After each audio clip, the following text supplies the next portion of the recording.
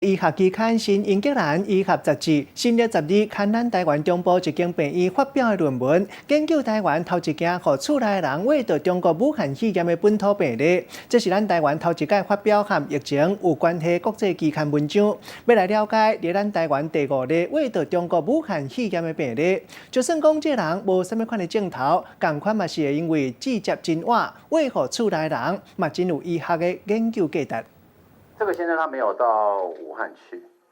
他跟他太太是唯一的感染者的接触。卫生局1月28号暗时紧急召开记者会，公布全台湾第8例武汉肺炎确诊的病例，伊是全国第5例。武汉查某台商的翁婿，嘛是台湾头一件家庭感染的本土案例。病院来发表论文，12号刊启伫国际医学期刊《新英格兰医学杂志》。那除了中国大陆之外，我们现在很少能够看到这种完整的临床的变化，所以这次彰化的医疗团队把这样的临床变化做一个非常清楚的一个科学性的一个描述跟探索。我想在国际社群上非常需要这样的资料。目前这对翁仔某也搁伫咧病院做治疗，病况真稳定。医疗团队特别针对这2个案例传染甲发作的过程来做研究，发现伫咧太太也未出现扫发烧的症状的时阵，就已经会传染啊，所以才会将病毒传予伊的翁婿。这篇研究嘛成做台湾头一篇以武汉肺炎做主题，刊启伫国际医学期刊顶悬的论文，对国际治疗武汉肺炎有真悬的研究价值。不光是在国际的医疗社群上，我们都拥有非常高的一个跟大家互动的机会跟能力。我们觉得有机会